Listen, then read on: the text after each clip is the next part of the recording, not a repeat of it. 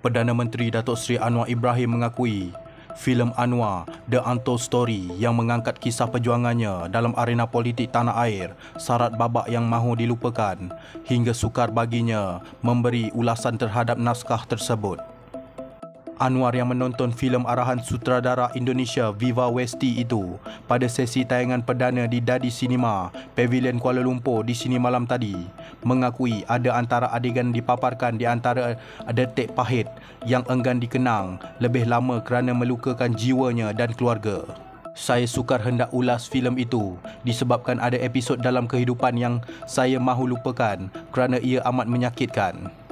Berat beban itu juga banyak ditanggung oleh Azizah dan anak-anak, katanya kepada pemberita selepas sesi tayangan perdana di situ malam tadi. Sesi tayangan perdana filem Anwar The Untold Story terbitan Biang Lala Entertainment membabitkan kos 10 juta ringgit itu dihadiri Timbalan Perdana Menteri Datuk Seri Dr. Zahid Hamidi, tetamu kehormat, tokoh politik, penggiat industri kreatif serta personaliti terkenal tempatan.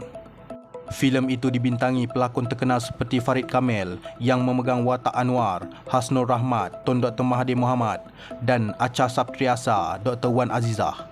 Sesi tayangan perdana anjuran DMY Creation yang juga pengedar rasmi filem berkenaan menyaksikan penyanyi nombor 1 negara Datuk Seri Siti Nurhaliza menyanyikan lagu runut bunyi filem Anwar The Untold Story berjudul Menjaga Cintamu ciptaan Andy Rianto dan lirik dihasilkan Sekar Ayu Asmara.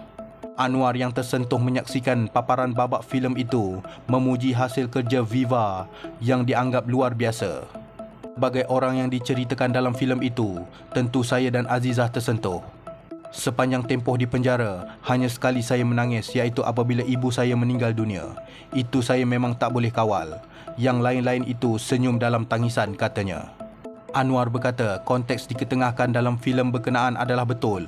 Namun sukar jika syarikat produksi mahu merumuskan keseluruhan kisah yang berlaku ke atas dirinya ketika menduduki jawatan Menteri Keuangan dari 1991 hingga dipecat pada tahun 1998. Saya menonton filem ini buat kali pertama, tetapi selebihnya saya serahkan hak filem ini kepada penerbit.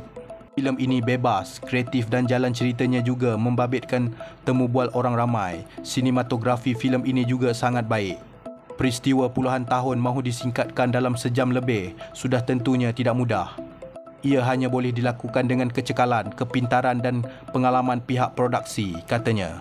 Pada masa sama, Anwar menjelaskan beliau bersifat terbuka dengan memberi ruang kepada penerbit dan pengarah filem untuk menganggap jalan cerita supaya menjadi lebih menarik. Disebabkan ini adalah hasil seni, maka daya cipta dan kreativiti harus ada. Kita beri ruang agak bebas terhadap filem.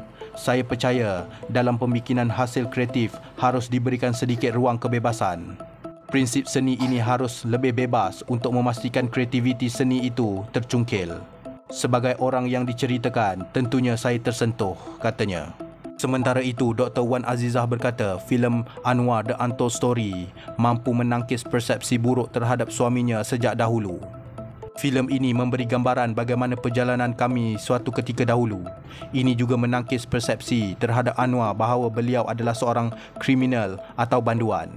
Saya rasa ia adalah tujuan yang ingin disampaikan menerusi filem ini, katanya. Filem Anwar The Untold Story dianggap berdasarkan kisah sebenar yang berlaku dalam kehidupan hidup Anwar dengan penggambaran dilakukan di Malaysia dan Indonesia. Filem Anwar The Untold Story akan ditayangkan di pawagam seluruh negara mulai 18 Mei ini.